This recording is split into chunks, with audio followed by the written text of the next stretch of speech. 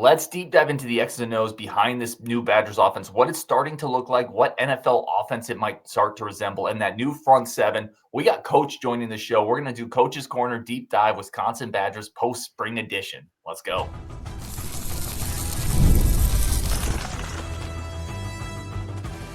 You are Locked On Badgers, your daily podcast on the Wisconsin Badgers. Part of the Locked On Podcast Network, your team every day. What is going on, Badger fans? Welcome to Locked On Badgers, your team every single day, part of the Locked On Podcast Network. Thank you for being here. I'm your host, Ryan Herrings. Thank you for making this one of your first listens every single day. Today's episode brought to you by Monarch Money. Take control of your finances with Monarch Money. Use code LOCKEDONCollege at monarchmoney.com for 50% off your first year. Today's episode, we are talking X's and O's for this offense, what it's starting to look like, which NFL schemes it resembles, how will this new coaching staff with Coach Grimes use the quarterbacks, tight ends, receivers, and front seven changes. We got all that coming up. Coach Anderson joining the show. We got a Coach's Corner. We haven't done this one in a while. Excited to jump back into this, man. Thank you for jumping on. I know we have that time difference, but we try to make it work once in a while. I want to start here. What are you seeing? Because you're able to look at this. Everyone's doing spring recaps, superlatives. I've done this, stock up, stock down. But you actually, from a coach's background, can kind of dive into the X and O's. You've seen a bunch of clips. You've seen what people have sent you. What are you starting to see from an X's and O's standpoint with this offense? I think the one thing that really has jumped out at me so far, Jeff Grimes talked about bringing the wide zone to Wisconsin, and boy, is he. There has been so many different variations of that blocking scheme used in so many different ways, yet they're executing it simply and using a lot of that eye candy formations and et cetera to get the defense out of position to then just come back with that bread and butter play. Everyone was so excited when the Badgers came out and ran I formation. It's like, yes, we're going back to power football. They ran wide zone. They ran split flow wide zone. They ran lead wide zone, the same play that they're running out of gun, out of pistol. They're just doing it different ways. And that's what I'm really liking, seeing that they are running a lot of different schemes. They're building off of each other, but they're running so many different ways to run some of these basic plays in the system that really multiplies what they're doing. And they're giving the players a lot more answers post-snap and pre-snap. Last season, and with the air raid, everything was post-snap. Everything was reacting to the defense. Now we're setting a reaction to the defense, and we're giving multiple different options of how to attack that reaction. So that has been a nice thing to see, and just the variation, motion on every play, shifts on every play, using different personnel packages, but then running different formations out of it. It's fun to see. It's not just eye candy for the sake of eye candy. You can see the method behind the madness. Let me ask you this: for those that maybe don't eat playbooks for breakfast, right? Like this is what you do when you say split flow wide zone. What exactly are you kind of talking about there for people that want to follow along? Split flow. We saw a lot of split flow last year where the run action would be going to the right, and then the tight end or the H back or the slot receiver would either come in motion or just come across the formation to the backside to split the flow of the defense, to be able to create a wall on the backside. So if there was a cutback, you could arrest the flow of the defense. And so they're showing different variations of that using the motion, lots of jet sweep motion, and then coming back the opposite way. And like I said, with coming on an I formation where the tailback is running the zone one way and the fullback is cutting off the flow on the backside, et cetera. They're really mixing it up and running the same scheme, just different variations of the same scheme.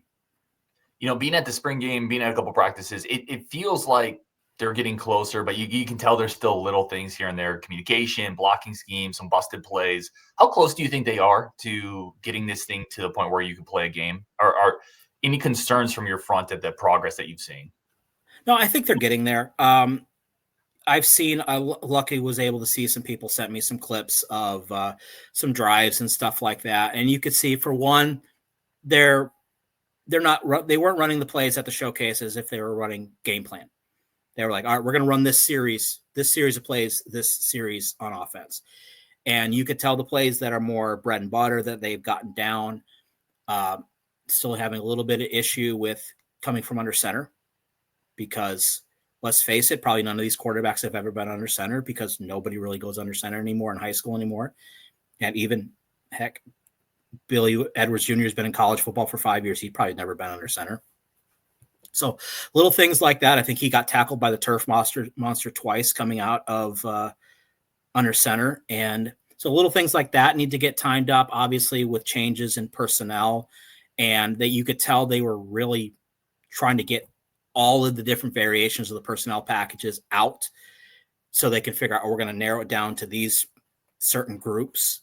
Some were a little bit faster than others. Some of them worked a little bit better than others. I think that's going to fine tune throughout the summer. They're going to rep this like crazy, and they're going to fine tune, and then they're going to start game planning.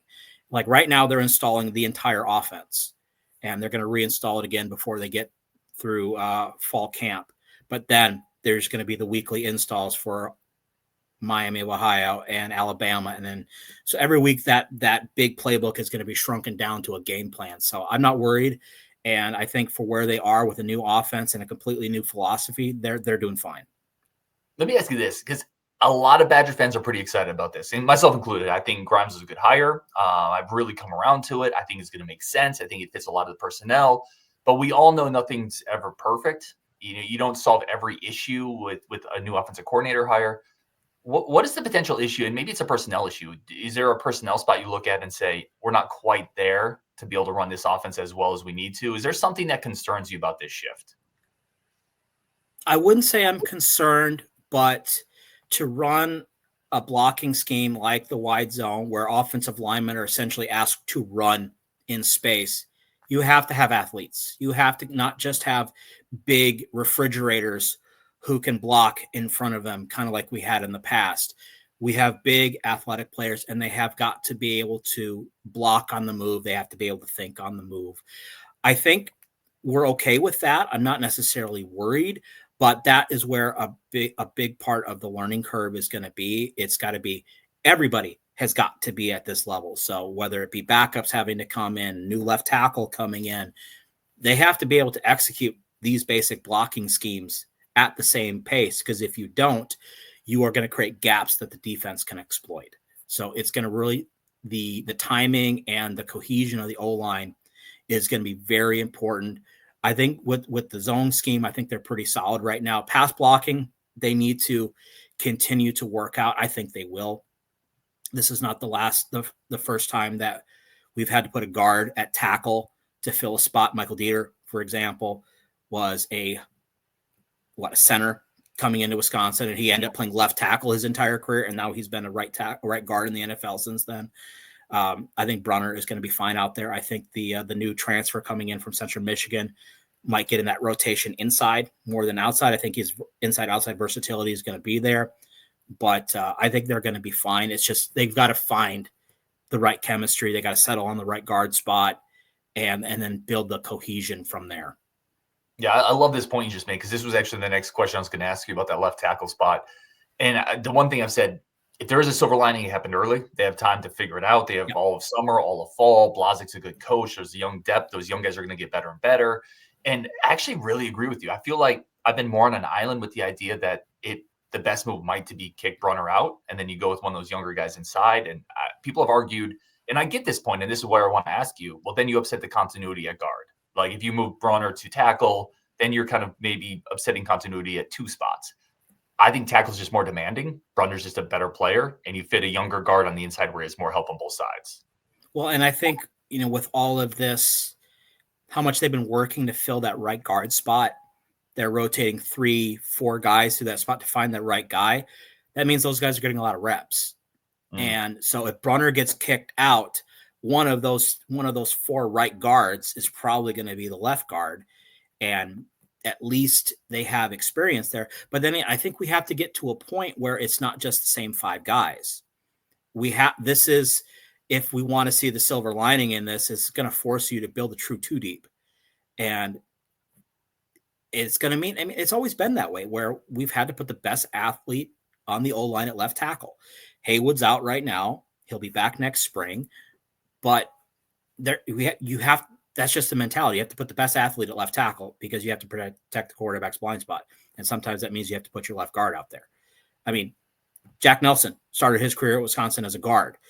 Maybe he should have stayed there, but he was the best athlete at left tackle. And we saw what happened when he a little bit later in his career, but it could be the same thing. I think Brunner athletically is fine, and they'll find it. They'll find a guard. Not to, like I said, not to say guard is less important, or you have to be a different kind of lesser of an athlete to play guard. What is less demanding than left tackle? Yeah, it is. And again, it's not to diminish, like you said, it's not to diminish the guard spot. It's harder to find a corner than a safety. Safeties are really still really damn important. Like guards are still really, really doggone important, but there's a reason the NFL spends 5 first-round picks every year on tackles and maybe 1 guard goes. It's easier to find a guard that you can play inside on, especially a guy like Mandel. You have the entire summer, fall. I just feel more comfortable with that. I'm right in lockstep with you there. We're going to take a quick break, come back, talk about how the quarterbacks, tight ends, and receivers might be using this offense. Who maybe benefits most from this shift that's on the roster? That's coming up next with the great Coach Anderson. But first, a quick second for our friends of the show over at Monarch Money. Monarch Money is a good friend of ours, someone I've talked about a lot, something that helps us manage our money in the Herrings household. And we got a really good deal to be able to jump in, and it's the same deal you're going to be able to get. If you're trying to get a little bit ahead on your finances, and quite frankly, why shouldn't we all try to be a little better there? It's only our future after all. Monarch Money can help you in that sense, brings all your accounts into one space, all your spending into one space, help you identify spots you're spending too much money on. It's simple to use. It's easy to set up. It's incredibly secure, collaborative tool. So you can bring your significant other, whatever it is, into that as well. And you can work together to achieve the goals to unlock the future that you want to unlock. And well, like it or not, money's a big part of that for all of us. Head over to Monarch Money. It's a great offer. Take control of your finances with Monarch Money. Use code LOCKEDONCOLLEGE at Monarch Money for 50% of your first year. That's monarchmoney.com. Code LOCKEDONCOLLEGE for half off your first year. You will not regret it. Okay, let's jump back into this with Coach Anderson. And Coach, I definitely want to start here because you haven't been on the show in a while. Where can people find the work that you've got going on, the stuff that you put out there? Well, it's still, as of right now, still the dairy raid on everything. There is no more raid in the dairy, but I am too lazy to rebrand myself, so we're going to stick with that. YouTube, Substack, X every now and then. And yeah, we're a little bit of the dry spell with spring ball, not a lot of film to break down. That's the niche I occupy. But yeah, well, I'm all about the X's and O's. I'm all about the on the field, less about the position battles and more about putting the chess pieces on the field and seeing how they're used. And definitely go give him a follow. Check out his YouTube content, subscribe over there. Obviously, Ryan Anderson is a huge part of this community and it's just making us all smarter. So that's always really, really appreciated. I wanted just to finish up on the conversation we were having. Schematically, what does it do to this offensive? That left tackle spot, for whatever reason, doesn't really get solved this year, to the point where you have to help with the tight end quite a bit, or you have to chip with the fullback or halfback or an H-back, whatever it is. Schematically, what does that do to this offense? Is that a huge detriment? I think it just changes how they're gonna think about pass protection. Like you said, you know, they brought the fullback back to the Wisconsin offense. They will utilize that. They will utilize the back in protection more often, maybe not put them out in the route as much. They'll slide protect away. The way that defensive football has changed is not as much anymore where you always just put your premier pass rusher at left tackle. You know, it could be either side. So they could adjust their blocking scheme. Instead of usually you put that left tackle on an island and you slide the other way. It could be the opposite, where we're gonna put Riley Mullman on the island on the right side and slide to the back side. There are a lot of different ways they can get around it. Obviously, they're going to work on maybe some more play action, more QB run game to get those ends to be a little bit more hesitant in their responsibility. And they'll probably just go a little bit quicker drops as well. You maybe not seeing 5-step drops out of the gun. You're just going to see 3 or quick step. And I think you saw it a little bit at the showcase where they were trying a lot of their deeper stuff, but they had a lot of plays where the quarterbacks put their foot in the ground, just got rid of the football. And that's why you still want to have the benefit of spreading defenses out, even if you're in bigger personnel, because it's going to allow you to have that space to get rid of the ball quickly if you need to. Where do you think, if you're looking at this roster, and I guess when we're talking about players that are coming back from last year, who does this offense unlock the most? Who is most excited to start this fall because of this offense? I would say it is your versatile receivers. It is receivers who are not just one trick pony type guys. I think like been watching a lot of the clips I've seen. Tyrell Henry getting involved in the wide receiver run game is huge for his game. He is an inside out receiver. He can play in the slot. He can play outside. Eugene Hilton is another guy. He is a younger, raw, faster, more athletic version of what Tyrell Henry is giving you. Same inside outside versatility. That's huge, because when you run a system where you're only going to have two receivers on the field, you're not always just going to put them both on the outside. You're going to have a guy who has to play on the slot. You have to have a guy who goes in motion. So those players who have that inside out versatility are really going to benefit from this offense, because they become less specialized and they become more a true all around wide receiver, and not just a flanker who's going to be on the outside on the strong side and take the top off of things. You're going to have a guy who can do a little bit of everything. So Tyrell Henry, Chris Brooks, because might finally be his year to get some reps. I've been hearing he's getting a lot of pseudo tight end reps, which means he's probably that guy who's running the split flow stuff that we talked about earlier, using him on jet sweeps, but then being a physical receiver who can get involved in blocking is going to be important in an offense where running the ball is important. So it's going to be less about the specialized. If you can do more, you are going to get more opportunities. And if you can be physical, you're going to get more opportunities. Yeah, I love hearing that, because I've been really thinking that Brooks in this Grimes offense is going to — explode's the wrong word, right? He's not going to get 20, 30 receptions, but really carve out a meaningful role. And to me, his value, and you're hitting on it, is essentially you have a guy who can be physical. Amelia Eggard was on the show and talked about he's the most physical blocking receiver we have. He blocks you, stay blocked. But if the defense gets too big, if they try to load out against the run, Brooks is a guy that can beat a linebacker. He can beat a strong safety and still do something in the passing game. I think he gives you a lot of versatility in that sense, which is Grimes is exactly what he's looking for. Absolutely. It's going to be. I see this offense being a lot like, the New Orleans Saints offenses of the early 2010s, where if you ever had a Saints guy on your fantasy team, 1 week he'll give you 50 points, and then he'll disappear for 5 weeks because some receiver you've never heard of in that offense gets 6 catches for 130 yards, and a running back you've never heard of. There are so many guys and so many different roles that can be used within this offense that you're going to have your consistent guys who are going to be we build the offense around, but the role players, Chris Brooks might have 12 catches this whole season, but he might get 7 of them in one game. Mm-hmm. That's what an offense that has a little bit of versatility can give you, where the role players can, the reps might not be a lot, but they're going to feel like they're contributing, because when they're on the field, it matters. And they're going to have a defined place in this offense that they can matter. One of the things that came up, this question came up the other day, and you and I have talked about it. What system does this remind you of? What offense, maybe in the NFL, what coaches does this remind you of that we're going to see? And my first thought in that show, and I said, I'm going to put a pin on it, and actually thought I should ask Coach Anderson, but I was like, it kind of feels like a Shanahan type system with some of the running action, the receiver jet motion, but I wasn't sure. Like, what does this remind you of? I think there's two that really stand out to me. Obviously, Dirk Cutter, his relationship going back to Boise State, at Arizona State, Colorado, you could see the overall philosophy of how Dirk Cutter builds his offense. The run game that goes sideline to sideline, and the passing game that takes the top off. He was very vertical in his passing game. I mean, they would just bomb the ball and then come underneath with whoever Maurice Jones-Drew when he was with the Jaguars, etc. So you could definitely see the philosophical fingerprints there. Shanahan is one, but when I hear Shanahan, I'm actually thinking Mike. I'm going back a step, and you look at those great old Denver Broncos teams of the late 90s, early 2000s, all built on the zone run game with the greatest offensive line coach of all time in Alex Gibbs. You could put anybody in that offense and they'd get 1,000 yards. And then when he went on to Washington, he took that philosophy, but then he also had the running quarterback. You get RG3 in that system, and that kind of opened things up to him, where he included QB run game, a lot more play action, a lot more movement. And that kind of took it to the next level.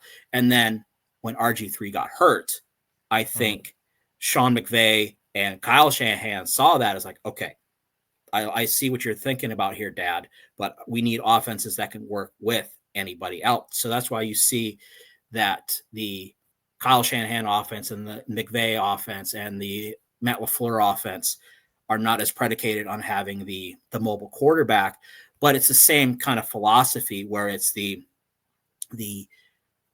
West Coast offense type passing game with the zone stretching the field sideline to sideline run game. And then you add the Dirk Cutter philosophy of taking the top off on top. And then you get, he was with Gus Malzahn for 3 years as the offensive coordinator at Auburn. So you get a lot of the receiver run game from him. You get a lot of the motion stuff from him. Grimes, you can really tell when he goes places, he has his core philosophy, but he absorbs a lot. And you're seeing it here. You're seeing, watching a lot of the passing plays that I saw from the clips from the showcase where, oh, there's mesh. We ran that with Longo. Oh, there's stick nod. Hey, we ran that with Paul Christ. Hey, there's dagger. We ran that with Longo. There's air raid plays there. So he absorbs. He takes the best parts of what the place he went to had, and then he remembers why he was brought in for the first place, and he fixes all the things that went wrong there. So that's where I'm hoping we're going to get the best pieces of what we've had built on that foundation of the wide zone and the vertical passing game. Man, I love when you say vertical passing game with the running game we should have, and then you look to your left and you see Vinny Anthony, and you look to your right and you see Jaden Ballard, and you start to imagine the potential deep shots there. I want to ask you about the quarterbacks coming up next. How much do you think we'll actually see Billy Edwards run? How big of a piece of this offense do you think that'll be? And then get into that front seven to wrap up the show.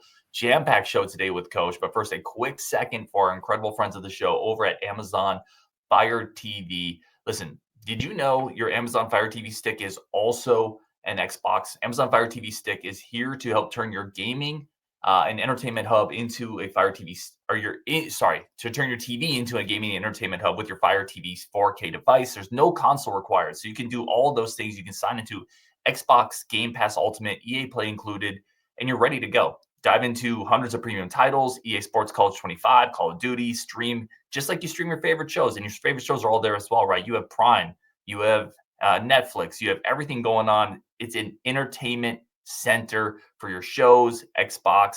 It's all there with the Fire TV Stick 4K. It's more affordable and easier to travel than ever. No more hauling your PS5 or your Xbox with you. I mean, with the cables and the cords and the controllers, the Xbox can stay at home. You bring your Fire TV Stick with you, and it's going to solve all your issues.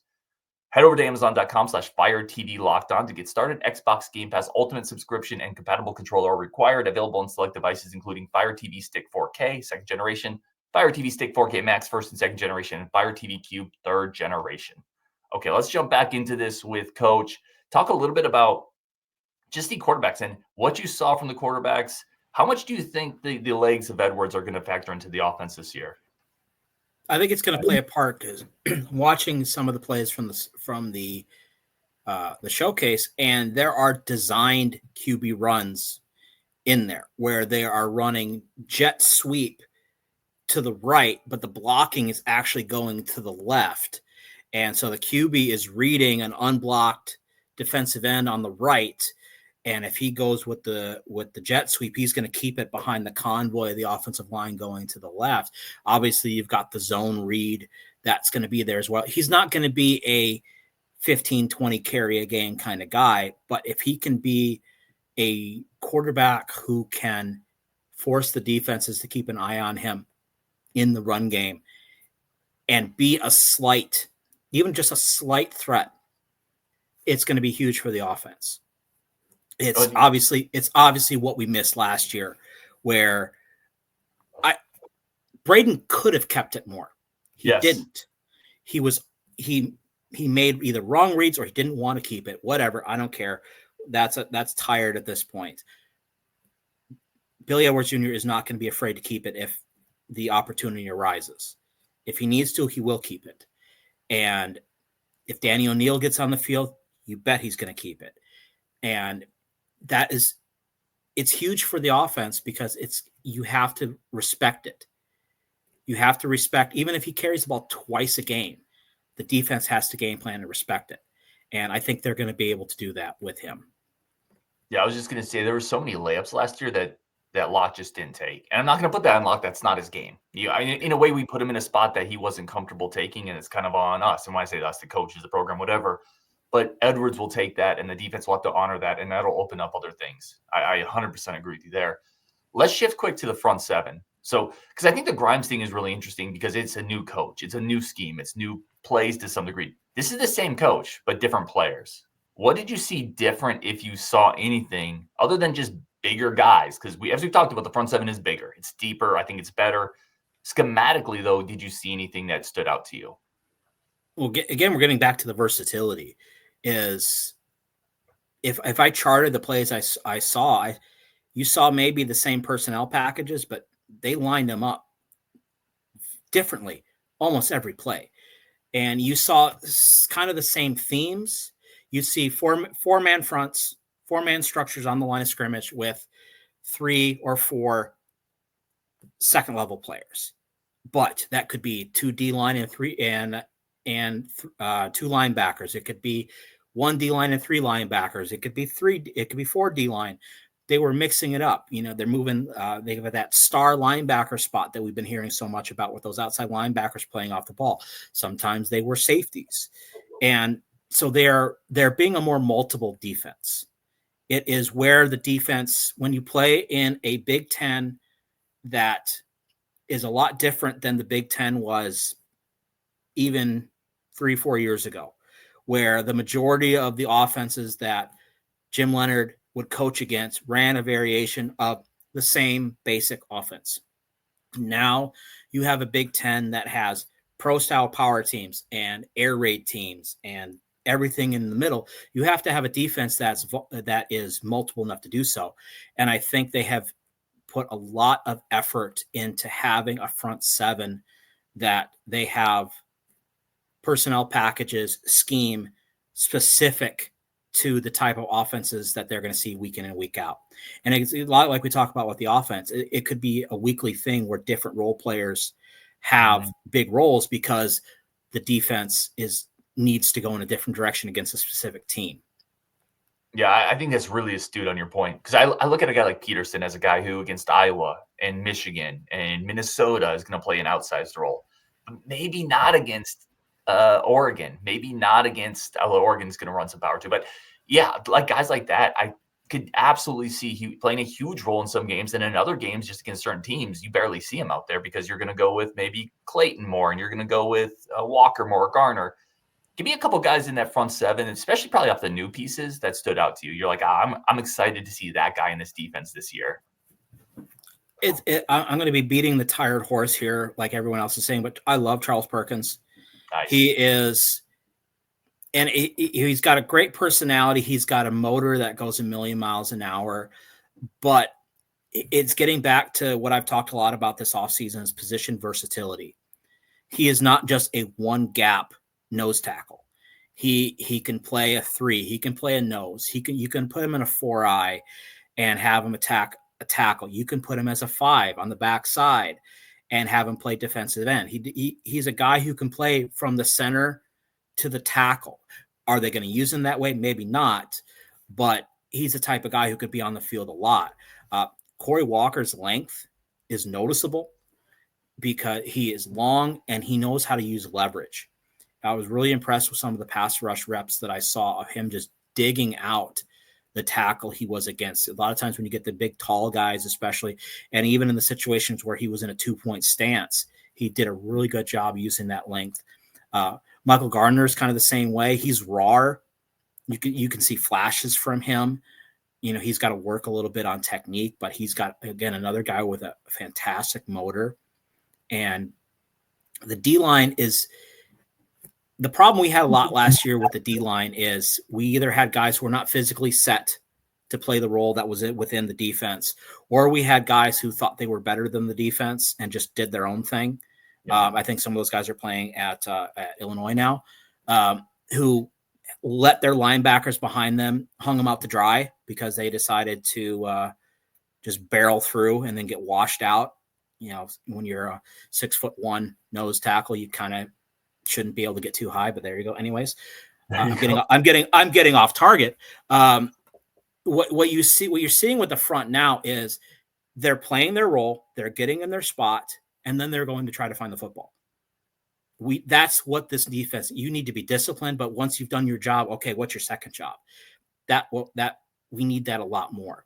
And I think we're seeing it from the D-line. It's not going to be perfect, but I think we can get adequate Wisconsin D-line play, which is what we've had for the majority of the time when we have good defenses. Dude, absolutely love it. Great stuff as always from Coach Anderson. Really appreciate you joining us from halfway across the globe here. So thank you again, man. Appreciate you. If you're listening to this, thank you for tuning in. Go check out Coach Anderson's work on YouTube for sure. Go check him out. Follow him on Twitter as well. On Wisconsin, and we will definitely talk later.